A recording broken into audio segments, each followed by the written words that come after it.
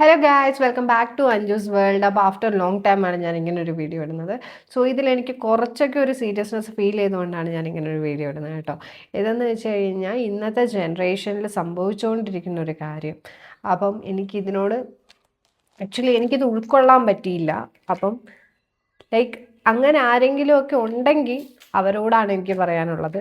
ഇപ്പം നിങ്ങൾ ഒരാളിനെ സ്നേഹിച്ച് വിശ്വസിച്ച് അയാൾ നിങ്ങളിൽ അഡിക്റ്റഡ് ആയി കഴിഞ്ഞതിന് ശേഷം നിങ്ങൾ അയാളോടൊരു ബ്രേക്കപ്പ് പോലും പറയാതെ ഉള്ളിൽ കൂടെ വേറൊരാളുമായിട്ട് കണക്ഷൻ വലിക്കുന്ന സമയത്ത്, ഇത് റിയലൈസ് ചെയ്യുന്ന സമയത്ത് നിങ്ങളുടെ ആ ഒരു പാർട്ട്ണർ നിങ്ങൾക്ക് ചിലപ്പോൾ അവർ ജീവൻ നന്നായിരിക്കും സ്നേഹിക്കുന്നത്, അയാളെ എത്രത്തോളം ഹേർട്ടായിട്ടുണ്ടാവും നിങ്ങൾ എപ്പോഴെങ്കിലും ചിന്തിച്ചിട്ടുണ്ടോ? എൻ്റെ കൺമുന്നിൽ കണ്ട ഒരു ഇൻസിഡൻറ്റ് കാരണമാണ് ഞാൻ ഇപ്പം ഇങ്ങനെ ഇരുന്ന് സംസാരിക്കുന്നത്. ഗൈസ്, നിങ്ങൾക്ക് വേണ്ടെങ്കിൽ മാന്യമായി പറഞ്ഞിട്ട് പോവുക, എനിക്കിന്ന് വേണ്ട, എനിക്ക് റിലേഷൻഷിപ്പ് താല്പര്യമില്ല, നീ ടോക്സിക് ആണെങ്കിൽ ടോക്സിക്കാന്ന് തന്നെ പറഞ്ഞു. പക്ഷെ നിങ്ങൾ അറ്റ്ലീസ്റ്റ് ആളുടെ അടുത്ത് പോയിട്ട് എനിക്കിത് പറ്റത്തില്ല എന്നൊരു വാക്ക് പറയുക. കാരണം നിങ്ങളെ മാത്രം വിശ്വസിച്ച് നിങ്ങൾ വിളിക്കുന്നതും കാത്ത് നിങ്ങൾ വിളിച്ചാലേ ഞാൻ ഫുഡ് കഴിക്കൂ എന്ന് പറഞ്ഞ് ഓപ്പോസിറ്റ് ഒരാൾ ഇരിക്കുന്നുണ്ട്. അയാളിനെ നിങ്ങൾ ഒരിക്കലും ചീറ്റ് ചെയ്യാൻ പാടില്ല.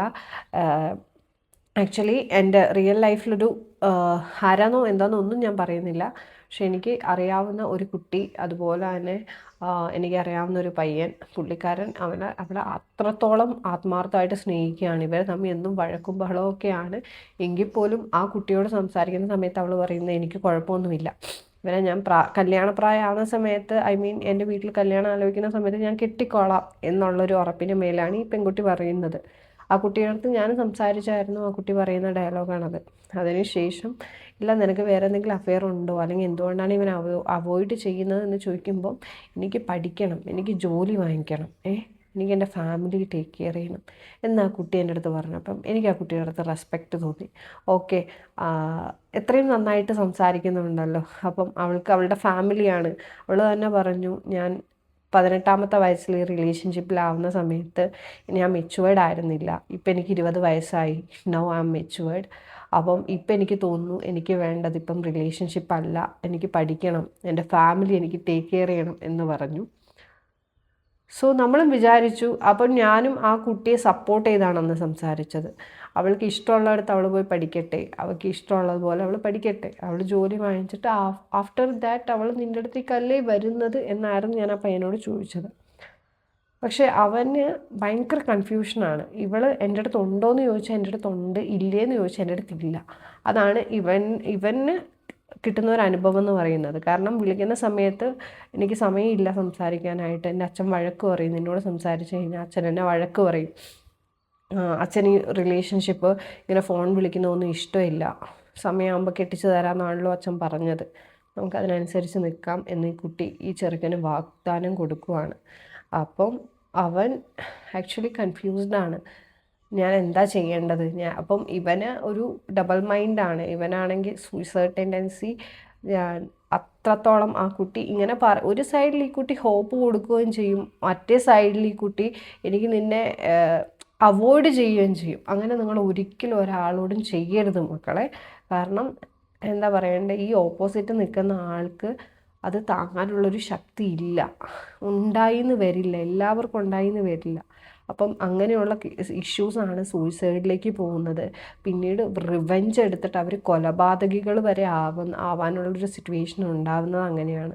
കാരണം ആ ഒരു പയ്യൻ ഏതൊക്കെ സിറ്റുവേഷനിലൂടെ കടന്നു പോയിട്ടുണ്ടെന്ന് ഡയറക്റ്റ്ലി ഞാൻ കണ്ടിട്ടുണ്ട്. ആൾ എങ്ങനെയായിരുന്നു, ഒരു ഫാമിലി ആയിക്കോട്ടെ എല്ലാവരും പറഞ്ഞു നമുക്ക് ഇങ്ങനത്തെ ഒരു റിലേഷൻഷിപ്പ് വേണ്ട, അത് ഡ്രോപ്പ് ചെയ്യാന്ന് പറഞ്ഞിട്ട് കൂടെ ഇല്ല, എനിക്ക് അവളെ ഇല്ലാതെ പറ്റത്തില്ല, അവളെ കിട്ടാൻ വേണ്ടി അമ്പലം പൂജ എന്ന് തുടങ്ങി എല്ലാ സകലമായ സ്ഥലങ്ങളും താണ്ടി നടക്കുന്ന ഈ പയ്യൻ അതിനുശേഷം ഒരു സുപ്രഭാതത്തിൽ ഇവൻ അറിയുവാണ് ഇവൾ വേറൊരു പയ്യനുമായിട്ട് റിലേഷൻഷിപ്പിലാണെന്ന്. അവളെ വിളിക്കുമ്പോൾ അവളോട് സംസാരിക്കുമ്പോൾ അവൾ പറയുന്നുണ്ട്, അതെ ഞങ്ങൾ റിലേഷൻഷിപ്പിലാണ്, അതിന് നിനക്കെന്താ എന്നാണ് അവൾ ചോദിക്കുന്നത്. റിയലി അത് കേട്ട് കഴിഞ്ഞപ്പോഴത്തേനും അത് എനിക്ക് അക്സെപ്റ്റബിൾ അല്ല. കാരണം എന്തിനാണ്, why did you cheat him? നിനക്ക് റിലേഷൻഷിപ്പ് വേറൊരു പയ്യനുമായിട്ടുണ്ടെങ്കിൽ അറ്റ്ലീസ്റ്റ് ബ്രേക്കപ്പ് പറഞ്ഞിട്ട് പോണ്ടേ? ഇങ്ങനെ ഒരാൾ രാത്രി കാത്തിരിക്കുമല്ലേ കോളും പ്രതീക്ഷിച്ച്. അപ്പോൾ വേറൊരാളിനെ വിളിച്ച് കൊഞ്ചിക്കൊണ്ടിരിക്കുമ്പം എത്രത്തോളം അയാൾക്ക് ഹേർട്ട് ആവുന്നുണ്ട്. ഈവൻ ഇങ്ങനെ നമ്മുടെ അത്രത്തോളം എന്താ പറയണ്ടേ, ട്രസ്റ്റ് ചെയ്ത് കൊണ്ടു നടന്നിട്ട് നമ്മൾ പൊട്ടന്മാരാക്കിയെന്ന് വെച്ചാൽ ലിറ്ററലി പൊട്ടന്മാരാക്കി. ഇത് നാളെ ചിലപ്പം ഈ പയ്യൻ്റെ പേരിലൊരു പീഡന കേസോ അല്ലെങ്കിൽ വേറെ എന്തെങ്കിലും തരത്തിലുള്ള കേസോ ഇവരുടെ ഭാഗത്തു നിന്നും വന്നു കഴിഞ്ഞ് വെക്കണം. ഇന്ന് ഞാൻ സംസാരിക്കുന്ന ഒരു ആൺകുട്ടിക്ക് വേണ്ടിയിട്ടാണ്. ഓഫ് കോഴ്സ് ഞാനൊരു പെണ്ണാണ്, ബട്ട് സ്റ്റിൽ ഒരു ആൺകുട്ടി അവിടെ സഫർ ചെയ്യുന്നുണ്ടെങ്കിൽ definitely I will with him only. ആ പെൺകുട്ടീനെ ഞാൻ ഒരിക്കലും സപ്പോർട്ട് ചെയ്യത്തില്ല. ആ പെൺകുട്ടിയെ സപ്പോർട്ട് ചെയ്ത് സംസാരിച്ച ഒരാളായിരുന്നു ഞാൻ തുടക്കത്തിൽ.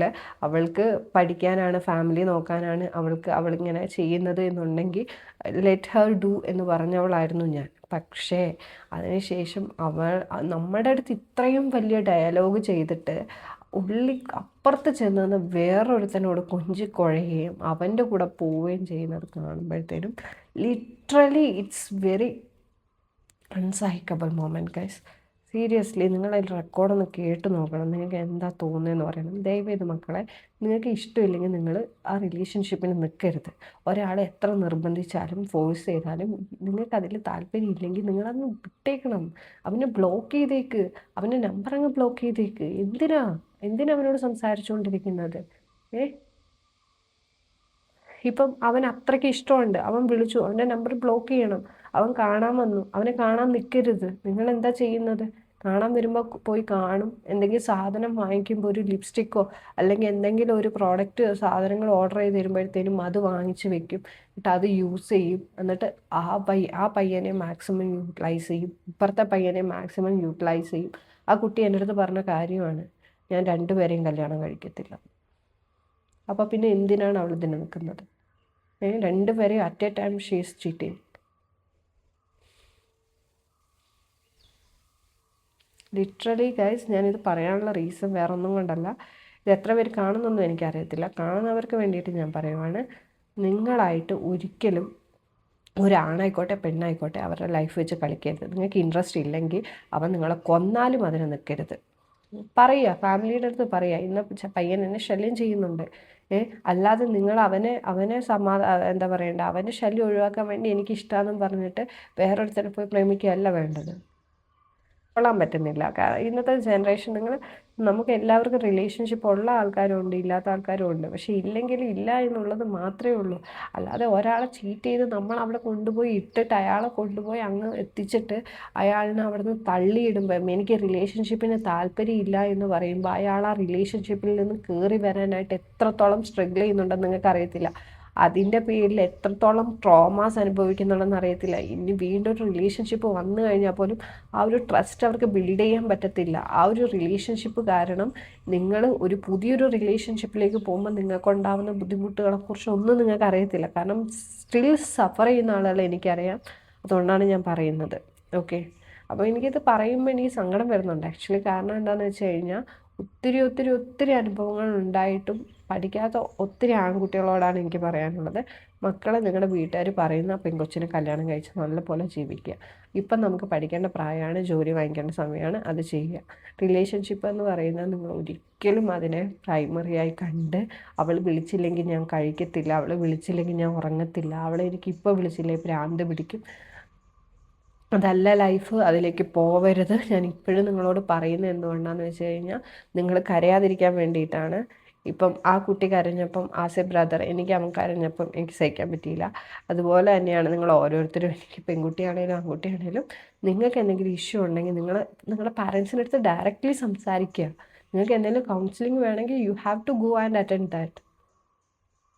ഇതിനൊന്നും ഇവിടെ ഒരു പ്രശ്നവും ഇല്ല. പക്ഷെ നിങ്ങൾ ഇങ്ങനെ